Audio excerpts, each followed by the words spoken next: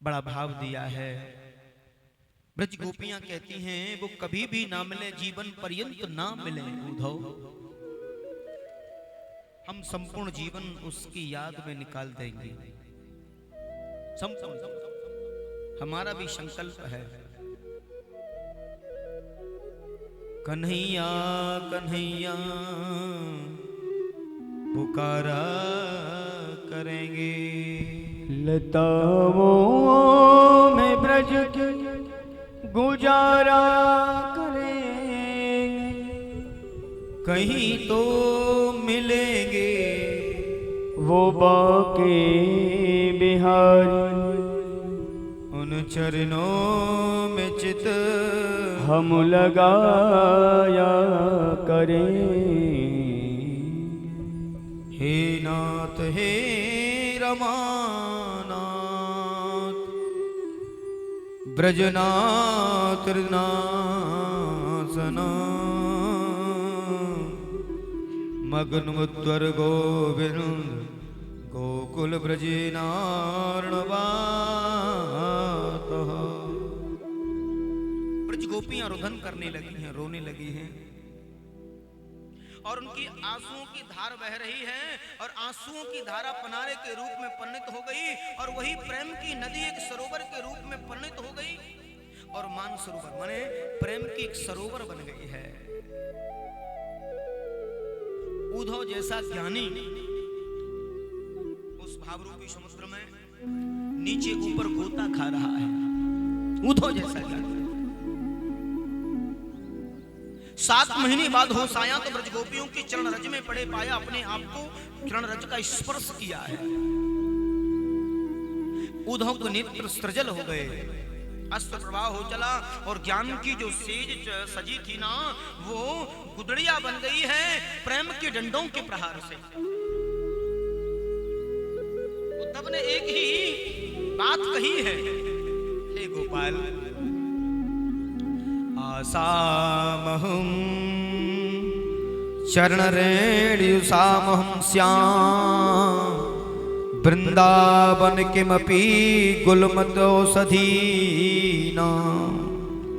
या दुरस्तज्यं स्वजनमार्तपथं च हित्वा,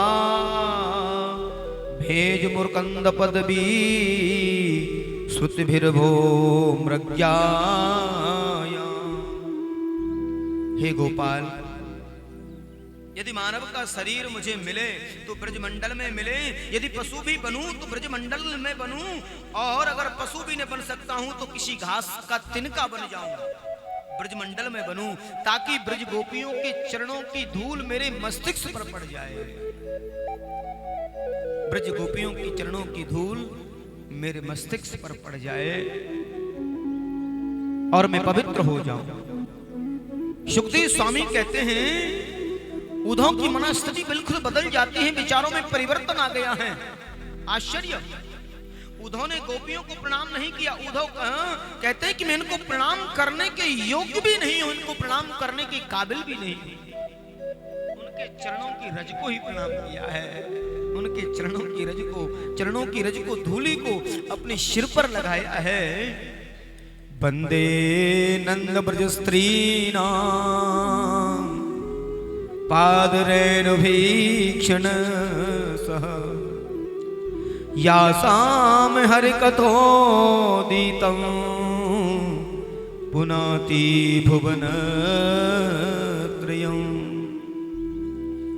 आचार्य सुखदेव कहते हैं बृहस्पति का ये परम ज्ञानी शिष्य कहता है कि मैं इन ब्रज गोपियों के चरण धूलि को प्रणाम करता हूं, जिनके मुख से निकलने वाली कृष्ण कथा त्रिलोकी को पवित्र कर देती है।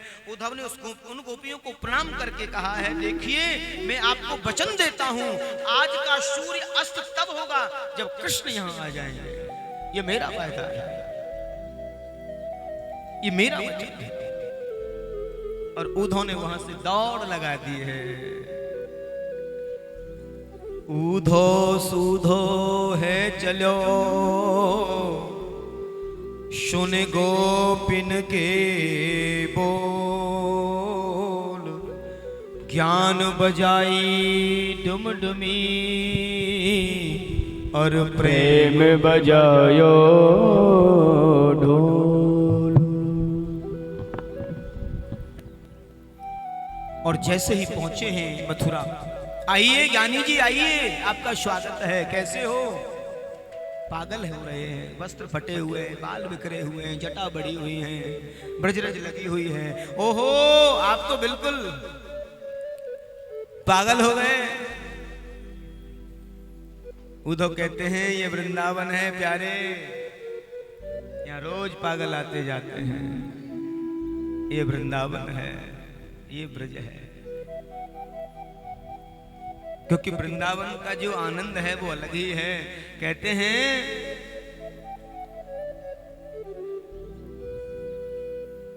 एक शायर ने बड़ा सुंदर भाव लिखा है, जो लोग सुबह पीते हैं शाम को उतर जाती है, और जो वृंदावन बिहारी जी के दर्शन कर पाते हैं उनकी जिंदगी संवर जाती है, उनकी जिंदगी संवर जाती है।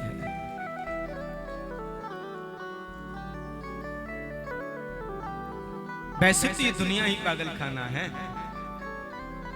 बस हम सब अपना अपना अभिनय कर रहे हैं। ये सारी दुनिया ही पागल खाना है।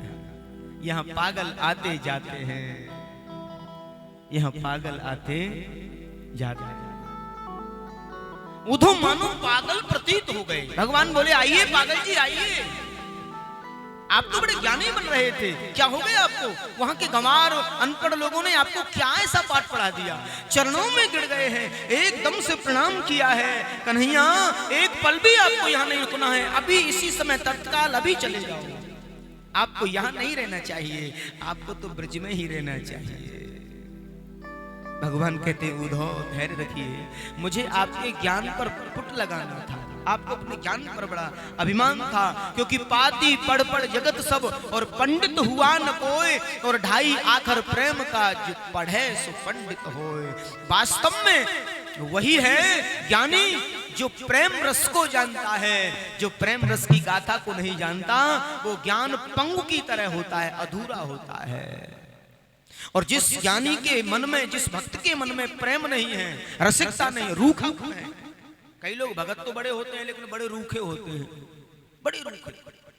भक्ति तो करते हैं दूर दूर, ऐसे नहीं, ये स्पर्श नहीं, ऐसे कैसे छू लिया, ऐसे कैसे कर लिया, हम नहीं लेंगे, हम नहीं करेंगे।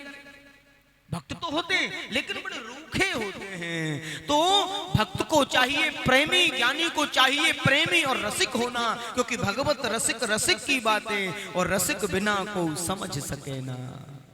तो ज्ञानी को, भक्त को प्रेमी होना चाहिए, ऐसा उपदेश किया है। आज उद्धव से भगवान कहते हैं उद्धव अगर आप देखना ही चाहते हो तो एक सुंदर दृश्य देखिए। बोले क्या? बोले आंख बंद करिए। और उद्धव ने जैसे आंख बंद करी तो भगवान ब्रज में दिखते हैं, ब्रज गोपियों के साथ में आनंद कर रहे हैं, ब्रज गोपियों के साथ में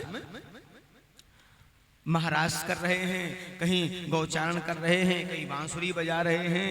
उद्धव ने देखा ये सब क्या देख रहा हूं, ये सब क्या देख रहा हूं। भगवान कहते उद्धव वृंदावनम न परते जयो पाद में कौन गच्छति। वृंदावन को छोड़कर के एक पग भी बाहर नहीं जाता, एक पग भी, एक क्षण भी मैं बाहर नहीं जाता, हमेशा वृंदावन में ही रहता। ये तो मेरी लीला है, मैं द्वारिका चला गया, मथुरा चला गया, ये सब उद्धव मेरी लीला है। मैं तो हमेशा वृंदावन में रहता हूं, क्योंकि वृंदावन मेरा घर है, ब्रज मेरा घर है। एक बार तीर्थों के राजा प्रयागराज, गुरुजी पुष्कर हैं, अब गुरु तो नहीं ज्यादा बेचारे परेशान करते, गुरुजी तो ठीक है भैया जो आ जाए आशीर्वाद, नहीं आए तो भी आशीर्वाद। गुरु तो हैं पुष्कर हमारे तीर्थों के, जितने भी तीर्थ हैं, और राजा हैं प्रयागराज, तीर्थों के राजा प्रयागराज संगम। तो एक बार प्रयागराज मैं बहुत स्पष्ट और बड़ी प्रामाणिक एक कथा आपको सुनाऊंगा।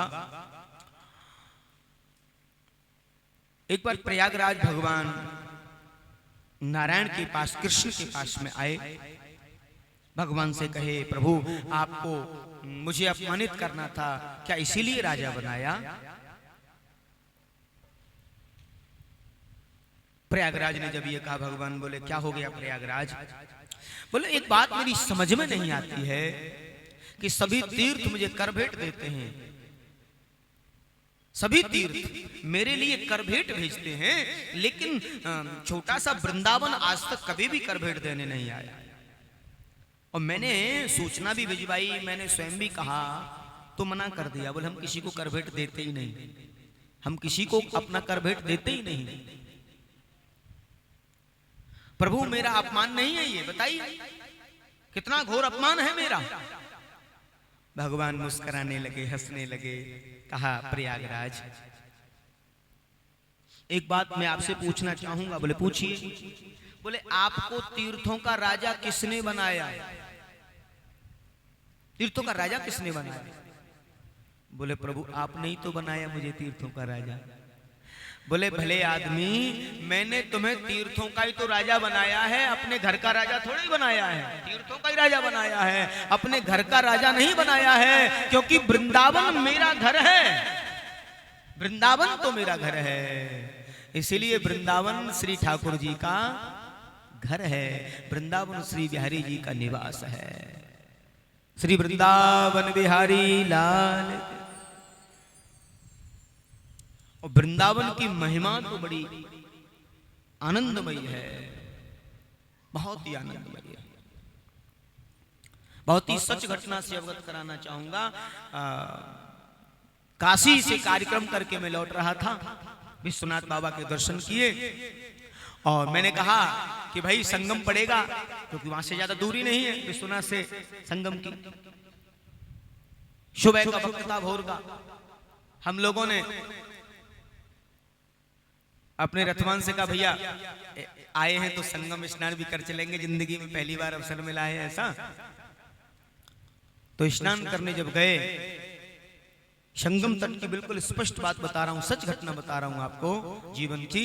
तो वहां संगम में बीच में नाव बांध रखी है, नाव खड़ी कर रखी है, नाव से ले जाते हैं और उस नाव पर ले जा करके फिर वहां तखत लटका रखी उन लोगों ने पानी में, शायद नहाए होंगे आप।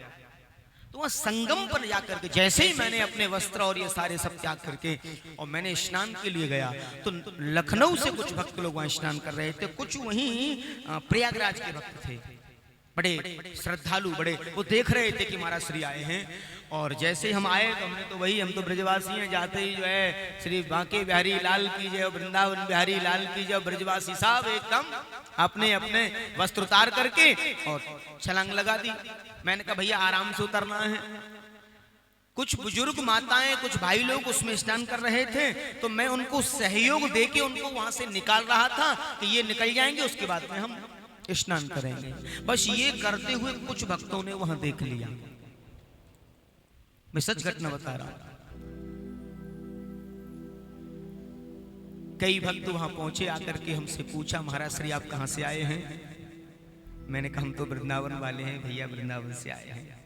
सच बताता हूं, उसी समय उन लोगों ने गोदी में लिया और कई लड़के युवा आए और गोदी में लेकर के बड़े भाव से, बड़ी श्रद्धा से स्नान कराया और मलमल के स्नान कराया। मैंने कहा, भैया मैं तो कर लूंगा, कोई बूढ़ा थोड़ी हूं। बोले, महाराज जी वृंदावन की तो महिमा ही अलग है, आप उस वृंदावन से आए हैं। हमारा प्रयागराज में आज भी श्री बिहारी जी को रोज पूजा जाता है, रोज पुकारा जाता है कि हे ठाकुर जी, क्या आप ब्रज में ही रहेंगे, कभी प्रयाग नहीं आएंगे? इसलिए आप श्री वृंदावन धाम से, बिहारी जी के धाम से आए हैं, श्री लाडले ठाकुर के यहाँ से आए हैं। और हमारा कर्तव्य बनता है प्रयागराज वासियों का कि हम आपका सत्कार करें और आपको स्नान कराएं, आनंद से स्नान कराएं। ये पराकाष्ठा मेरी नहीं थी, स्तन की नहीं थी, ये श्री ठाकुर जी की पराकाष्ठा थी कि उस ठाकुर जी के नाम की महिमा की पराकाष्ठा थी। जो दृश्य मैंने आंखों से देखा वो मैंने, बहुत सुंदर दृश्य, अद्भुत आनंद। तो ब्रज की महिमा श्री वृंदावन की महिमा तो अपार है, अनादि है। और जहां भी जाओ श्री वृंदावन जैसा कुछ हो नहीं सकता। कहीं भी किसी भी तीर्थ में जाए व्यक्ति, लेकिन वृंदावन की अपनी महिमा है, अपनी महिमा है। बोलिए श्री वृंदावन बिहारी लाल की जय हो। आइए थोड़ी देर मन के द्वारा वृंदावन दर्शन करते हैं और बड़े भाव से वृंदावन का आनंद प्राप्त करते हैं। चलो रे मन श्री वृंदावन धाम, रटेंगे राधे राधे नाम, मिलेंगे बाके बिहारी, ओढ़ के कांवर का। मन से चलना है, बैठे हैं शुक्रताल में, लेकिन मन से चलना है। हमारे पूज्य महाराज श्री कहते हैं आप वहीं माने जाओगे जहां आपका मन है। तो इसलिए मन से चलते हैं वृंदावन धाम, वो लाभ भी आप यहाँ से लेंगे। चलो रे मन श्री वृंदावन धाम, चलो रे मन श्री वृंदावन धाम, रटेंगे राधे राधे नाम, मिलेंगे बाके बिहारी, हाँ ओढ़ के कांवर कारे, ओ मिलेंगे बाके बिहारी, जय जय ओढ़ के कांवर कारी। चलो रे मन श्री वृंदावन धाम, राधे राधे राम, मिलेंगे बाके बिहारी, ओढ़ के कांवर कारी, ओ मिलेंगे बाके बिहारी, जय जय ओढ़ के कांवर कारी।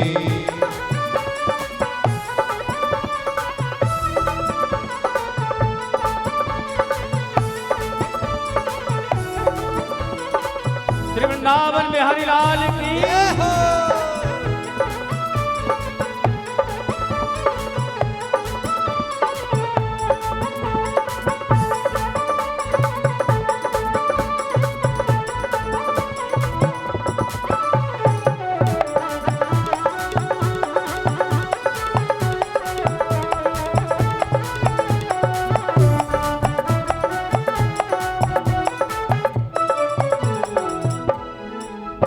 क्या करना है, वृंदावन में जाकर के क्या करना है। हो प्रातः होते हम श्री यमुना में नहावेंगे, प्रातः होते हम श्री यमुना में नहावेंगे, हो प्रातः होते हम श्री यमुना में नहावेंगे, प्रातः होते हम श्री यमुना में नहावेंगे, और परिक्रमा कर जीवन सफल बनावेंगे, हाँ परिक्रमा कर जीवन सफल बनावेंगे, हाँ परिक्रमा कर जीवन सफल बनावेंगे, ओ परिक्रमा कर जीवन सफल बनावेंगे। तो फिर होए मन के पूर्ण काम, होए मन के पूर्ण और रटे जा राधे राधे नाम, मिलेंगे बाके बिहारी, जय हो ओढ़ के कांवर कारी, हो मिलेंगे बाके बिहारी, जय जय ओढ़ के कांवर कारी। एक बार गाइए, जय राधे राधे, जय राधे राधे, जोर से गाइए, हम तक आवाज आए आपकी। जय राधे राधे, जय राधे राधे, जय राधे राधे, जय राधे राधे, जय राधे राधे, हाँ जय राधे राधे, हूँ जय राधे राधे, जय राधे राधे, हाँ मिलेंगे कुंज बिहारी, ओढ़ के कांवर कारी, हाँ मिलेंगे कुंज बिहारी, जय हो।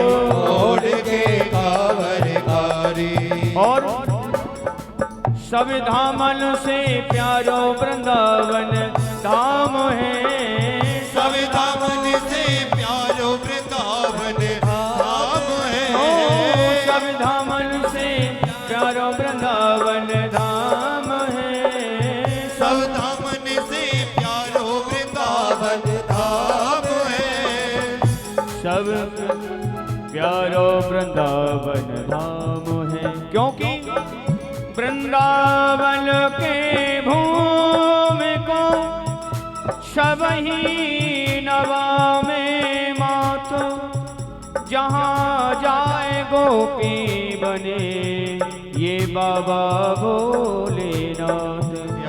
अरे सब धामन से प्यारो वृंदावन धाम है, सब धामन से प्यारो वृंदावन धाम है। और सबसे मीठो मधुर श्री राधा नाम है, सबसे मीठो मधुर कृष्ण को नाम है। ओ सबसे मीठो मधुर श्री राधा नाम है, सबसे मीठो मधुर श्री राधा नाम है। वहाँ में संत तमाम,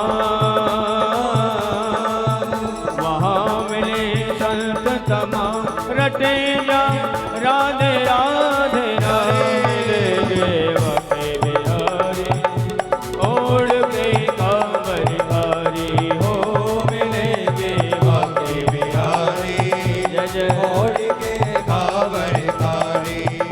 ऐसे चलोगे मस्ती में झूमते हुए, जय राधे राधे जय राधे राधे, ओ जय राधे राधे जय राधे राधे। देखिए ताली कौन नहीं बजाते, ताली वो नहीं बजाते जिन्हें कोई गम होता है, गम।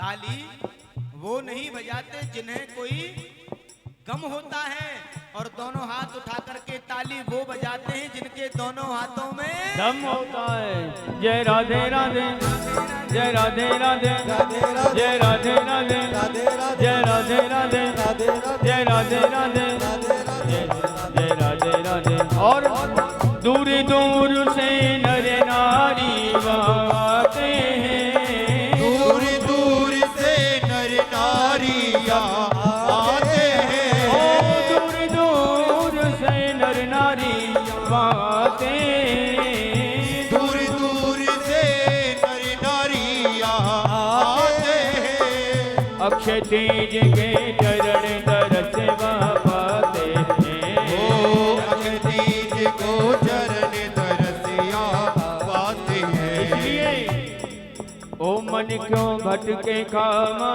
खा,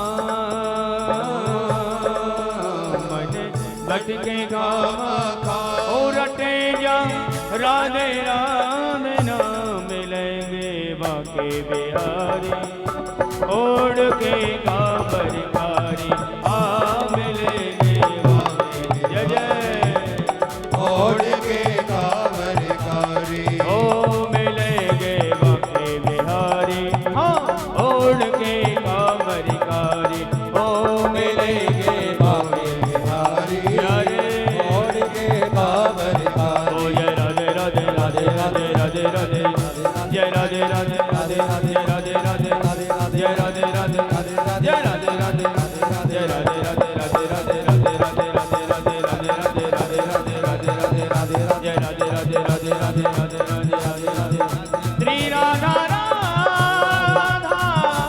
श्री राधा श्री राधा राधा राधा श्री राधा राधा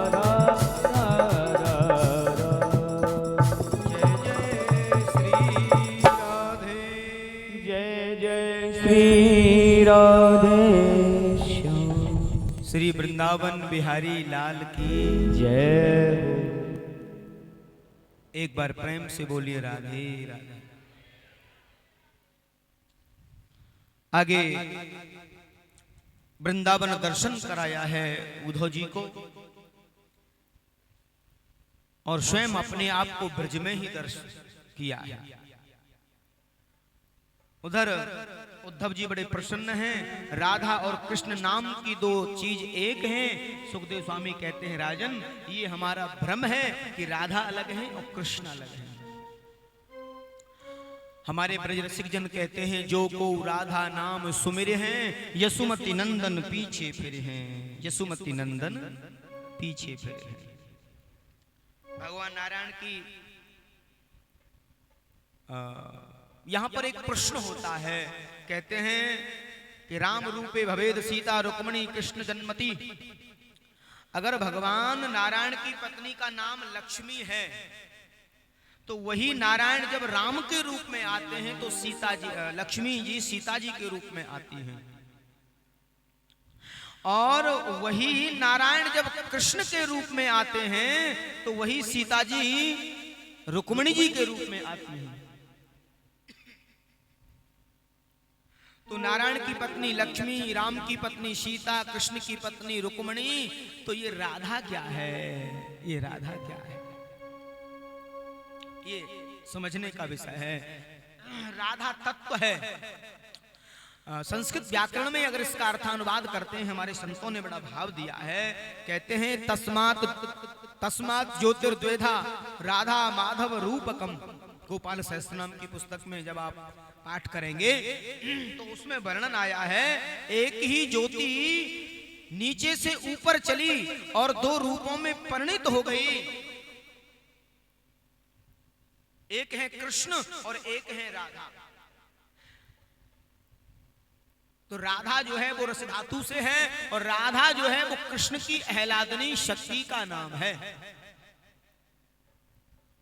भगवान कृष्ण की स्वयं की आह्लादनी शक्ति है श्री राधा।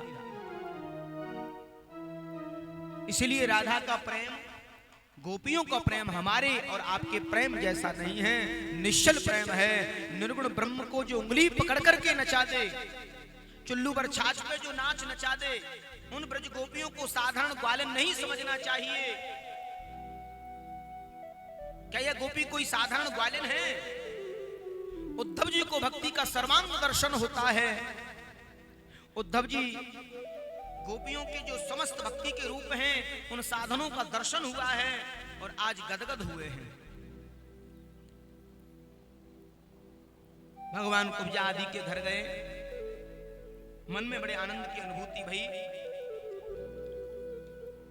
और अक्रूर जी के मन में बड़ी प्रसन्नता भई है।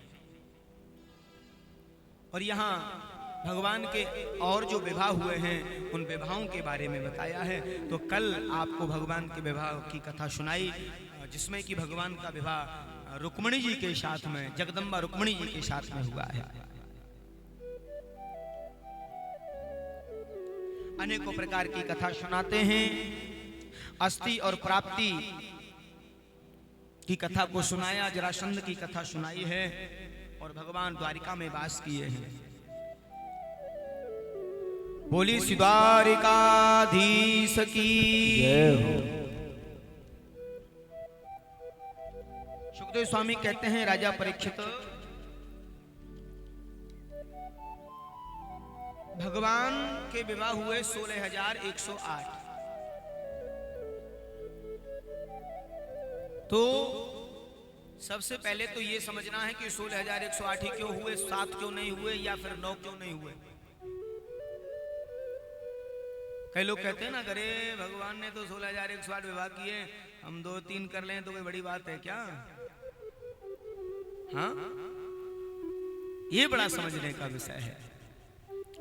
सबसे पहले तो हमें ये समझना होगा कि भगवान ने 16,108 ही विवाह क्यों किए। कथा है, भगवान ने जो 16,108 विवाह किए, हमें ये समझना होगा। कहते हैं कि 16,000 जो वेद के उपासना कांड के मंत्र हैं वो भगवान की 16,000 रानियां हैं, और 100 प्रकार के जो उपनिषद हैं वो भगवान की 100 रानियां हैं, और 8 प्रकार की जो प्रकृति है, अष्ट प्रकृति, वो भगवान की अष्टपट रानियां हैं। ये भगवान की 16,108 विवाहों की बात है और ये बड़ा समझने का विषय है। 8 प्रकार की प्रकृति क्या है? भूमि, जल, अग्नि, वायु, आकाश, मन, बुद्धि और अहंकार। ये अष्ट प्रकृति है जो भगवान की पत्नियां हैं।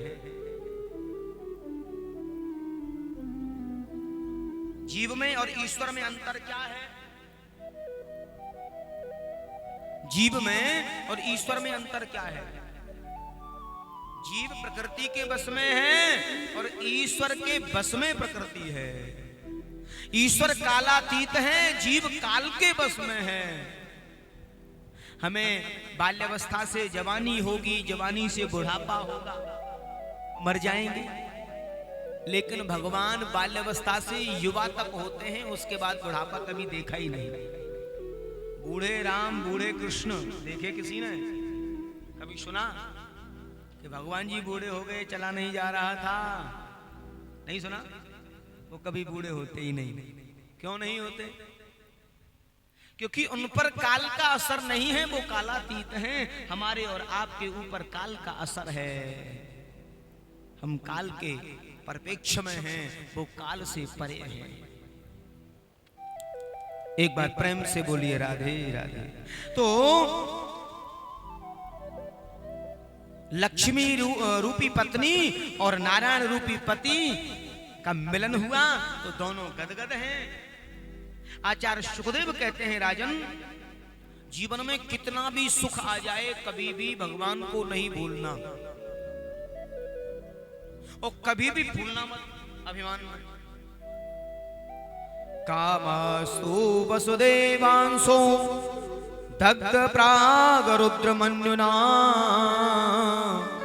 देहोपपत्ते भूयस्तमे प्रतिपद्यते। क्योंकि जीवन की एक बड़ी महत्वपूर्ण बात है जो हर व्यक्ति को कनोचती है। कौन सी? कि जो व्यक्ति जीवन में जितनी ज्यादा प्रगति करेगा उतने ही उसके दुश्मन बढ़ जाते हैं। जो व्यक्ति जीवन में जितनी ज्यादा प्रगति करेगा, समझ लेना उतने ही तुम्हारे दुश्मन तैयार हो गए। सावधान हो जाओ। अगर प्रगति के मार्ग पर चल रहे हो तो खींच करके गिराने वाले हजारों हो जाएंगे। निसंदेह स्पष्ट है। भूयस्तेव प्रतिबद्धता। इस भूमि पर लोग ऐसी विकृति का जीवन जी रहे हैं, विकृत विचारों का जीवन जी रहे हैं कि कोई किसी की प्रगति से प्रसन्न नहीं है, खुश नहीं है। आप जितनी प्रगति करो, आपकी प्रगति में बाधा बनेंगे, रोड़ा बनेंगे। अरे पहले तो किराए के मकान में रहता था, अभी तो आजकल तो मार्बल, इटालियन मार्बल वाला बंगला बनवा लिया है। ये भी शत्रुता का कारण है। पहले बस से चलते थे, अभी आजकल तो कार में चलते हैं। ये भी शत्रुता का कारण है।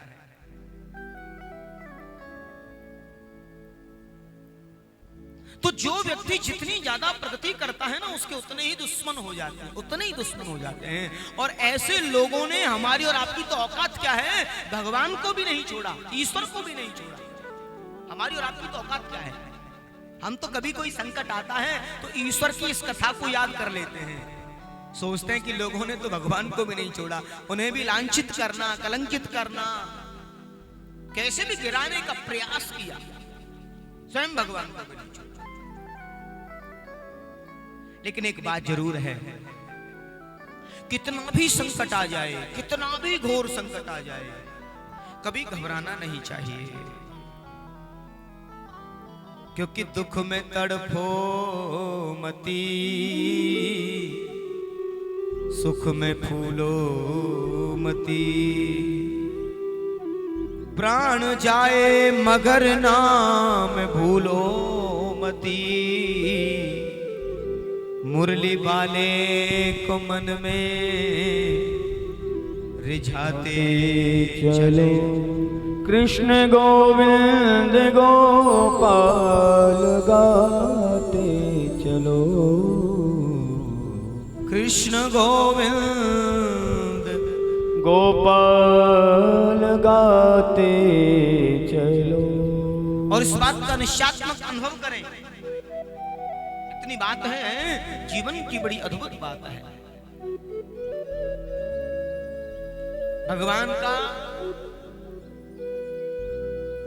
भगवान के जो विवाह हुए उनमें क्रम और श्रृंखला में अंतर है। भगवान का विवाह भी हो गया तो भगवान को पुत्र हुए प्रद्युम्न जी महाराज, प्रकष्टधुम्न सा प्रद्युम्न। लेकिन प्रसूति का ग्रह से संभासुर चुरा के ले गए और जाके डाल दिया नदी में, समुद्र में, और मछली उस बच्चे को निगल गई। भगवान बोले ले, पहला पुत्र था उसको चुरा के ले गए। भगवान के पुत्र को चुरा के ले गए प्रसूतिका के रह से ही, किसी को पता ही नहीं है। भगवान बोले ये भी हमारे दुश्मन भी कम नहीं है भाई, बताओ पहली संतान उसको चुरा ले गए। अब बताइए भगवान की इस कथा से कितनी बड़ी शिक्षा मिल रही है। लेकिन भगवान घबराए नहीं, मालूम था आएगा लौट के, काय को चिंता करें, फिर देगा, फिर आएगा। लेकिन हुआ क्या, भगवान के उस पुत्र को मछली निगल गई और मछली चली जाती है संभासुर की रसोई में। राक्षस तो था ही, अब उसके यहाँ तो मांस मछली का ही खान पान। और संभासुर के यहाँ रसोई का कार्य करती है विद्यावती। ये वही विद्यावती है, ये कामदेव की पत्नी है। एक बार भगवान शिव की दृष्टिपात से कामदेव भस्मीभूत हो गए थे। जब शिव तीसर नयन उठारा और निर्घत काम भयउ जर जारा, जब जलकर भस्म हो गए कामदेव, तो विद्यावती ने आकर के भगवान से कहा कि प्रभु मेरे पति का क्या अपराध था जो आपने जला करके भस्म कर दिया, मुझे मेरे पति से मिलना है। भगवान ने उन्हें आशीर्वाद दिया कि द्वापर में वो तुम्हारे पति भगवान के पुत्र बनकर के आएंगे, कामदेव भगवान के बेटा बनकर के आए। ये बड़ी गंभीर कथा है। कामदेव स्वयं भगवान के बेटा बने हैं और बेटा बनकर के आए हैं। और देवर्षि नारद ने बता दिया विद्यावती को, विद्यावती इसमें जो बालक है ना यही तुम्हारे पति हैं, इनका पालन पोषण करो। और विद्यावती ने अपने पति का पालन पोषण किया है, बड़ा किया है, बड़े हो गए। नारद जी बोले अब तुम बड़े हो गए हो तो विवाह कर लो। दोनों ने विवाह किया है, दोनों ने विवाह किया। एक बार प्रेम से बोलिए राधे राधे। और ये वही कामदेव। लेकिन जब तक ये आए तब तक भगवान के 16,108 विवाह हो गए। दूसरा जो विवाह है भगवान का, और परीक्षित बड़ी उत्सुकता से सुन रहे हैं। कहा राजन, सुखदेव स्वामी कहते हैं राजन, भगवान की सभा में सत्राजित नाम के एक राजा आए और समंतक मणि पहने भये। भगवान ने मणि देख के पहचान लिया, ये मणि तो 8 बार सोना देने वाली है रोज, और तुम इसे गले में लटकाए फिरते हो। राजन बुरा मत मानना, ये 8 बार सोना रोज देती है।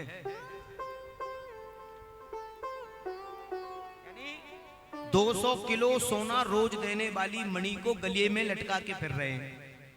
कभी कभी किसी किसी को कीमत मालूम नहीं होती है किसी चीज की, लेकिन हीरे की परख तो ज्वेलरी जानता है। और भगवान तो ज्वेलरी है, उन्होंने तो पकड़ लिया कि भाई ये मणि जो आपने पहन रखी है ये साधारण मणि नहीं है, और आप अगर चाहो, आपकी इच्छा हो तो इसे मेरे राजकोष में जमा करा दो। और सत्राजित ने मना कर दिया, महाराज मैं मणि नहीं दे सकता। आपकी इच्छा है भैया, आपकी मणि आप दे ना दे, ये आपकी इच्छा है। लेकिन उनका भाई प्रसेन उसको पहन करके जंगल में निकल जाता है और उस मणि को सिंह ने देख लिया है और सिंह से युद्ध होता है प्रसेन का, और सिंह के युद्ध में प्रसेन मारे जाते हैं। और वो मणि लेकर के सिंह जाते हैं और मणि चमक रही है, प्रमुदित हो रही है। उस मणि को काका जामवंत ने देख लिया है, भालू ने देख लिया है, और जामवंत काका और सिंह का युद्ध होता है और सिंह को मार दिया जाता है। और काका जामवंत उसे अपनी गुफा में ले जाते हैं और जामवंती उस मणि से खेलती है। अब भोर हुआ तो सुबह हल्ला मचा दिया कि द्वारकाधीश ने हमारे भैया को मरवा दिया। अरे द्वारकाधीश तुम्हें राज चाहिए था तो ले लेते, मेरा भाई क्यों मरवा दिया। पूरे राज्य में हल्ला मचा दिया कि द्वारकाधीश ने मरवा दिया, प्रसेन को मरवा दिया, प्रसेन को मरवा दिया। किस लिए? बोले मणि के लिए। मैंने मना कर दिया इसलिए मेरे भाई को मरवा दिया। अब तो जो है गर्गाचारी काका सांडिल्य जी साहब बैठे हुए सभा में। भगवान बोले गुरुजी एक बात बड़ी समस्या हो गई। बोले क्या हो गया? क्योंकि काजल से भी काला अगर कोई होता है ना तो जीवन में कलंक होता है, कलंक होता है और बड़ी चिंता हो जाती है। आज पहली बार भगवान को चिंता मग्न देखा। लाला काय की चिंता है? बोले गुरुजी हमें कलंक लगा है। भगवान कहते हैं हमें कलंक लगा है, लोगों ने हमें कलंकित कर दिया है।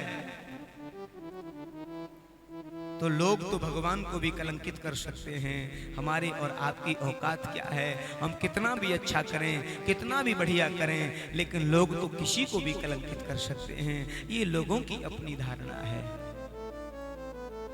लेकिन सत्य परेशान होता है, पराजित नहीं हो सकता, ये भी सच है।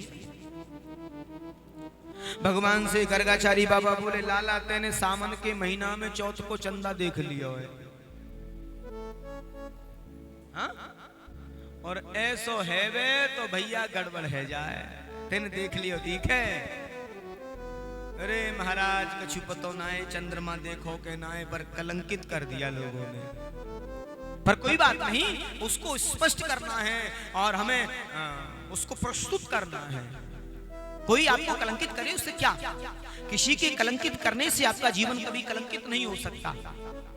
कहने वाले न जाने क्या क्या कहते हैं, न जाने क्या क्या कहते हैं। हमारे अंदर अगर सामर्थ्य है तो उसको आज सामना करें और सामना करके उससे निजात पाने का प्रयास करें। यही हमारा धर्म हमें सिखाता है। और जीवन में ये सब समय आते हैं जाते हैं और निकल जाते हैं, लेकिन कभी घबराना नहीं चाहिए। भगवान ने समाज के 10-5 लोगों को साथ में लिया और पहुंच गए उस स्थान पर मायना करने जहां प्रशैन मरे पड़े हैं। वहां देखा सिंह के पग चिन्ह, वहां सिंह मरा पड़ा है। वहां देखा तो भालू के पग चिन्ह, और वो भालू के पग चिन्ह गुफा में जाकर के पूर्ण हो रहे। भगवान बोले जो भी अपराधी है इस गुफा में है, कौन कौन चलेगा? लेकिन एक बात और है, कुछ लोग जो होते हैं ना वो कुछ समय तक ही साथ देते हैं, और जब कहीं ऐसी बात आती है ना तो लड़ना अकेला ही पड़ता है। ये जीवन का सच है, ये जीवन का सच है।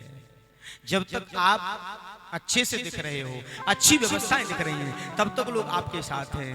और जब कठिनाई का रास्ता आता है ना तो व्यक्ति अकेला खड़ा मिलता है, और वहां ईश्वर उसका साथ सहयोगी होता है, संसार उसका सहयोगी नहीं होता है। ये कड़वा सच है, परम सच है। लेकिन घबराना नहीं चाहिए, कभी विचलित नहीं होना चाहिए, उस ईश्वर पर भरोसा रखना चाहिए।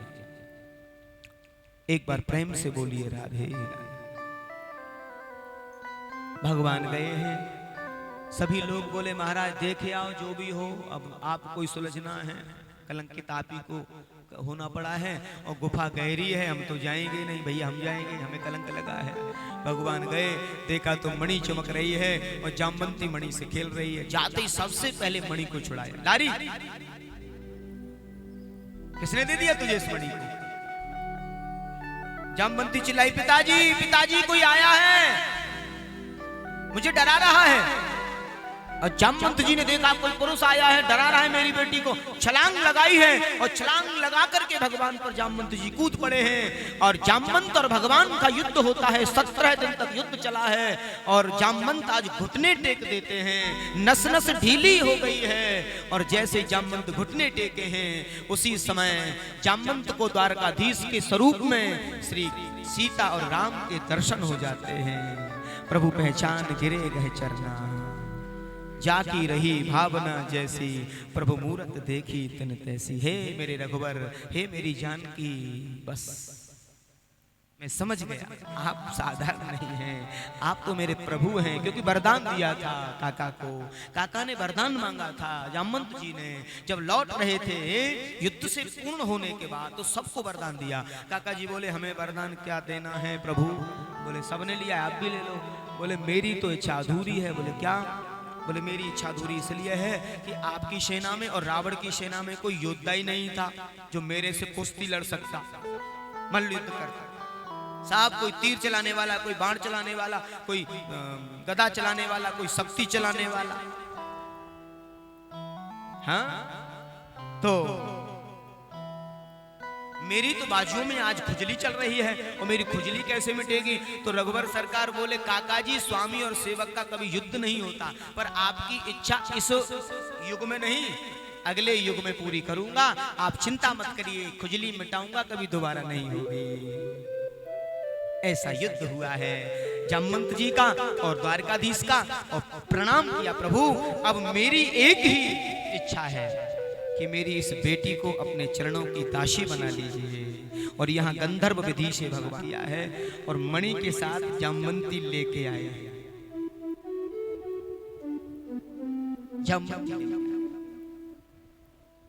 उधर सत्राजित को मालूम हुआ कि मैंने निरपराध इनको कलंकित किया है और त्राहिमाम प्रभु मुझे क्षमा करें, मैं समझ नहीं पाया, मेरी बुद्धि मलिन हो गई, मैंने आपको कलंकित कर दिया। अब मेरी एक ही इज्जत है, मेरी बिटिया सत्यभामा, आप उसे अपने चरणों की दासी बना लीजिए। और भगवान ने ये निभा किया है। बोले श्री द्वारिकाधीश भगवान की। मेरे प्रभु का ये विवाह होता है। आचार्य सुखदेव कहते हैं राजा परीक्षित 3 विवाह हो गए भगवान के।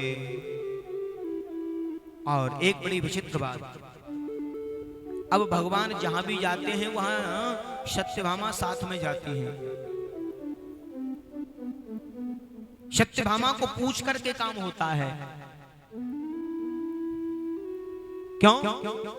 क्योंकि मणि जो थी वो सत्यभामा के मायके की थी और भगवान के राजकोष में 75% जो गोल्ड था, जो स्वर्ण था राजकोष में, वो सत्यभामा के मायके का ही था।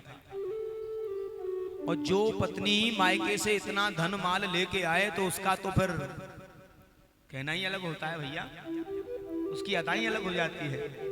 और सत्यभामा सबसे ज्यादा रूठती थी कृष्ण पत्नियों में, क्योंकि नारद जी ने पूछा था कि महाराज तुम्हारी सभी जो पत्नियां हैं, जब 16,108 विवाह हो गए तो महाराज इनमें से रूठती कौन सी है, कौन सी रूठती है? भगवान मुस्कुराए, बोले ये जो बैठी है ना ये सबसे ज्यादा रूठती है। बोले क्यों? बोले नारद जी थोड़ा सा मामला गड़बड़ है। बोले क्या? बोले सबसे ज्यादा जो मालटाल है ना हमारे यहाँ इन्हीं के मायके से आया है। जो आप देख रहे हो ना गोल्ड गोल्ड सब सजा हुआ, हाँ झूमर उमर जो भी, ये इन्हीं के मायके की है सब। इसलिए पूरी उसमें रहती है हमेशा और कहती है मैं ही चलूंगी आपके साथ हमेशा। और क्रोध भी हो जाती है, गुस्सा हो जाती है। नारद जी बोले महाराज ये तो गड़बड़ हो गया, तो आपको ऐसा विवाह ही नहीं करना चाहिए था। भगवान बोले भैया मैं तो सबसे कहूंगा ऐसा विवाह कोई मत करना। हाँ जो मेरे साथ हो रहा है वो तुम्हारे साथ भी होगा। तो बड़ा सुंदर वर्णन आता है।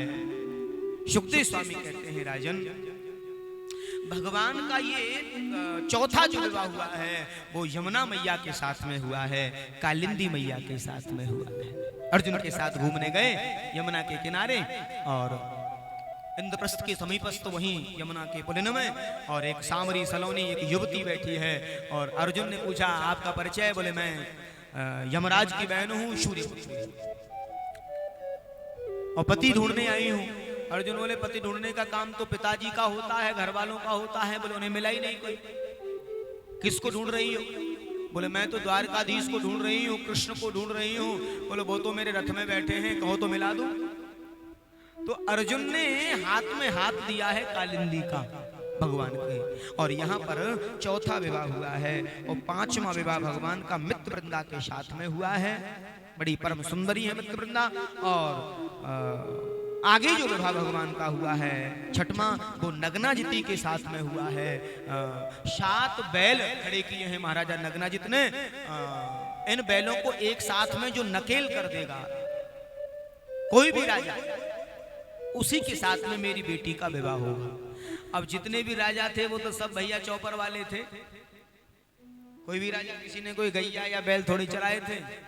और यहाँ तो एक ही राजा ऐसे भये जो ग्वारिया थे और ग्वारिया से राजा बन गए सीधे।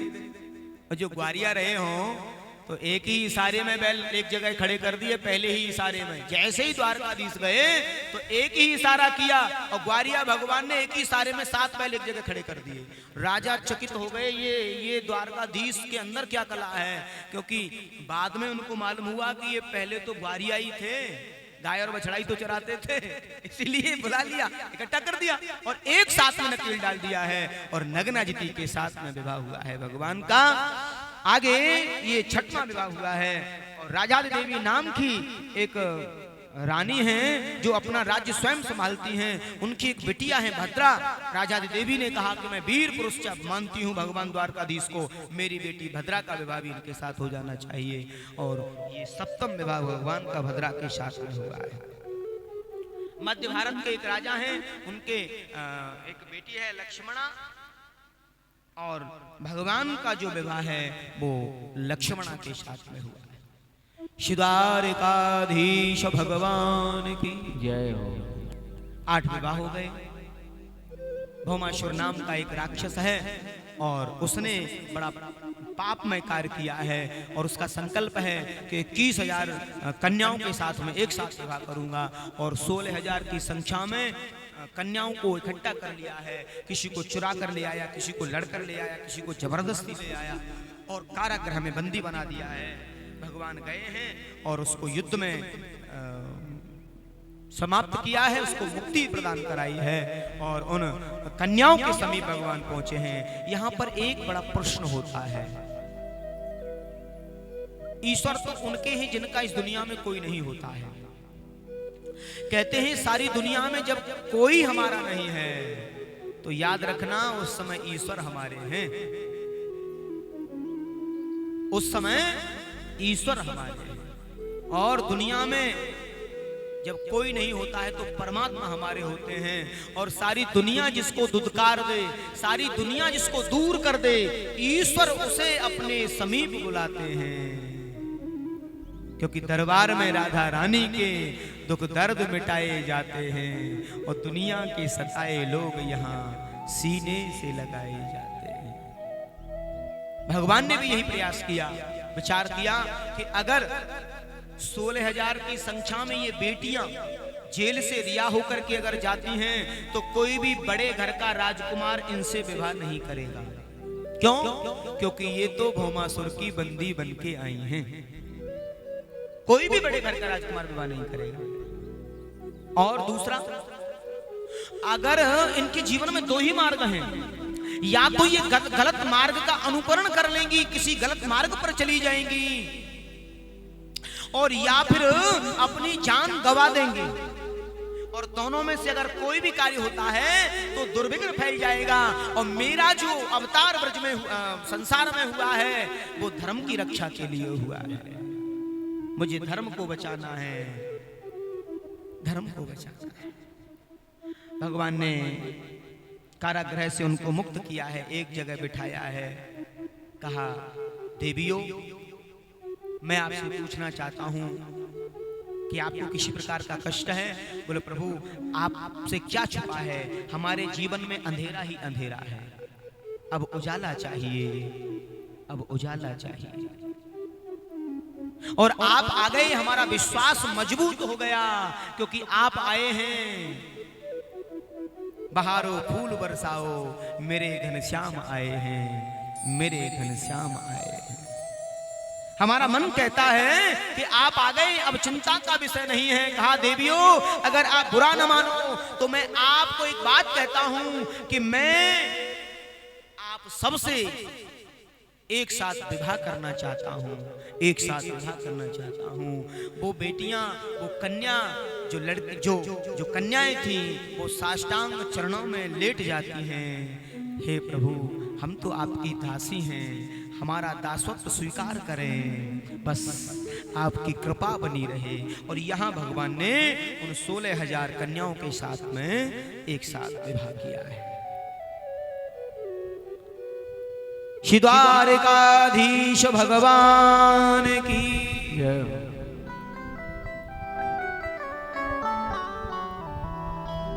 उपसमीपे आसनम उपासनम, सबकी बड़ी उपासना है और बहुत बड़ा परिवार हुआ है भगवान का। लेकिन कभी भी कोई भी ऐसी समस्या नहीं हुई। लेकिन देवर्षि नारद देखते हैं और कृष्ण की सभी पत्नियां रूठ जाती हैं, लेकिन रुक्मिणी जी कभी नहीं रूठती है। एक बार भगवान ने परीक्षण कर लिया कि रूठती है कि नहीं, लेकिन रुक्मिणी जी रूठी नहीं भगवान की बातों से। रुक्मिणी जी ने कहा प्रभु आपके हर सवाल का जवाब है मेरे पास, क्योंकि भगवान ने अंतोगत्वा ये कहा कि क्या मिला तुम्हें मुझसे विवाह करके, मैं तो काला हूं, और काले से विवाह करके क्या मिला तुम्हें, कितने राजकुमार मिल जाते। रुक्मिणी अभी भी वक्त है, कहीं तो शिशुपाल से बात कर ले। जब ये बात कब कही, जब पोता हो गए भगवान को। आजकल की माताएं होती तो महाराज कम से कम 2 महीना भोजन बंद हो जाता। हाँ, शर्म नहीं आती तुमको? नाती बेटा के होके ऐसी बात कर रहे हो।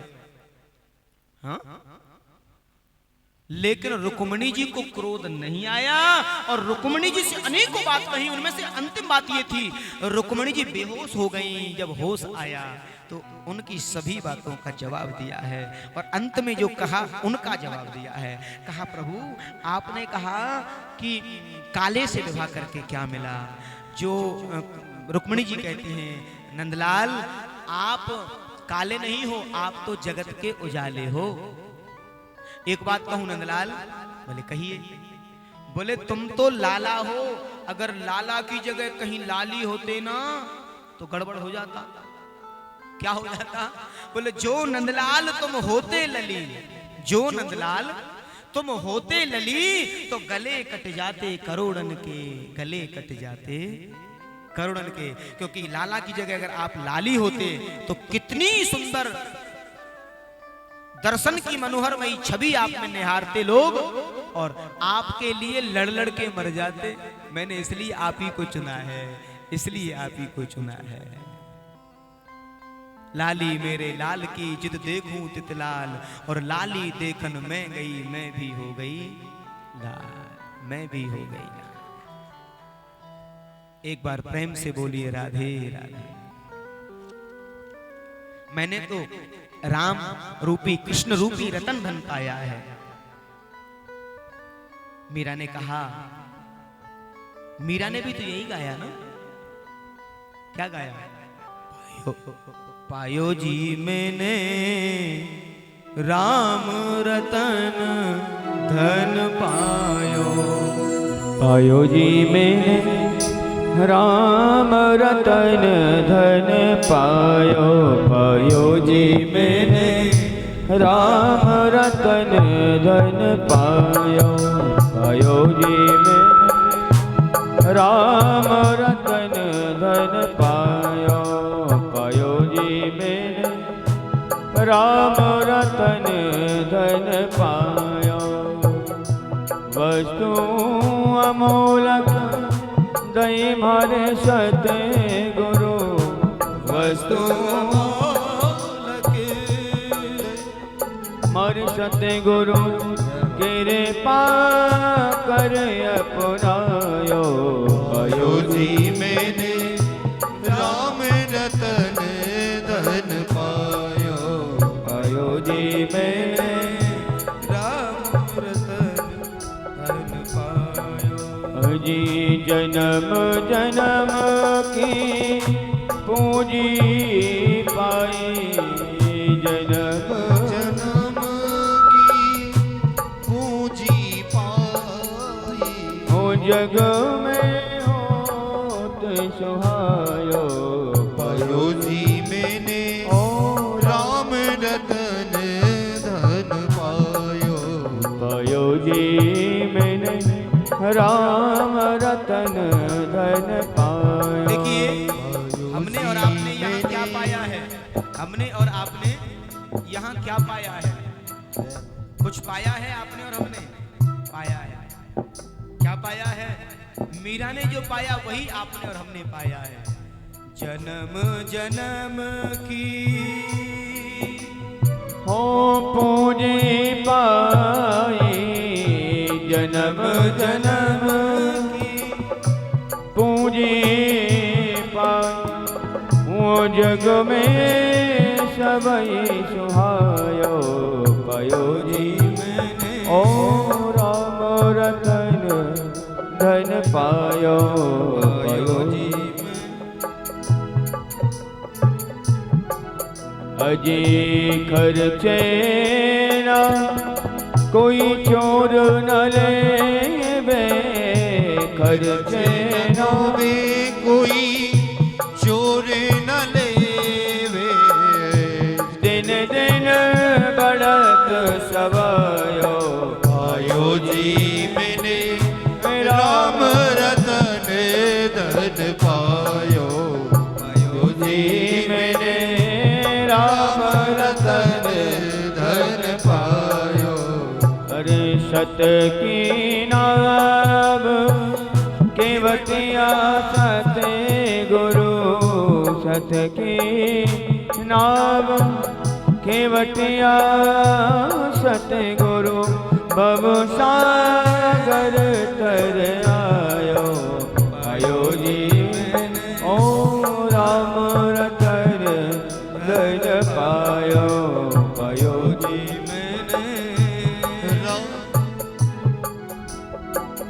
मीरा के प्रभु गिरधर नागर मीरा के प्रभु गिरधर नागर मीरा के प्रभु गिरधर नागर हरस हरस गुण गायो पायो जी मैंने राम रतन धन पायो पायो जी मैंने राम रतन धन पायो पायो जी मैंने राम रतन धन पायो ओ राम रतन धन राम रतन धन पायो।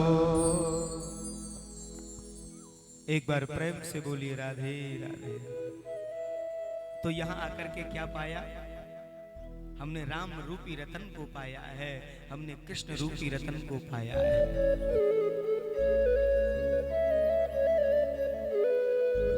क्योंकि इस धन को कोई चोर ठग नहीं ले सकता है। ये तो दिन दिन बढ़त सवायो पायो जी मैंने राम रतन धन पायो। यहां आकर के हमने इसको पाया है और यही जीवन की वास्तविकता है। भगवान अनेकों प्रकार से अपने कार्यों को पूर्ण कर रहे हैं राजसी परिवेश में। सुखदेव स्वामी कहते हैं राजा परीक्षित, भगवान के ही परिवेश में और भी लोग हो गए, अहम ही ब्रह्मास्मि। भगवान का परिवेश लिया है। एक पौंड्रक राजा हुए, राजा पौंड्रक चक्र बना लिया, लकड़ी वाला बटन वाला सिस्टम, मृग कस्तूरी और ये सब लगा लिया शरीर पर, काला काला बन गए। जरूरत पड़े तो चक्र ऐसे बटन दबाएं, स्विच, चक्र घूमने लग जाए। जय पौंड्रक देवा स्वामी, जय पौंड्रक देवा, भक्त जनन के स्वामी जी, भक्त जनन के स्वामी जी, प्राणन के देवा, जय पौंड्रक देवा। अपनी आरती भी अलग बना ली, भगवान को मालूम हुआ और सत्यभामा को साथ में ले गए हैं और पौंड्रक का वध किया है। बोलिए श्री द्वारिकाधीश।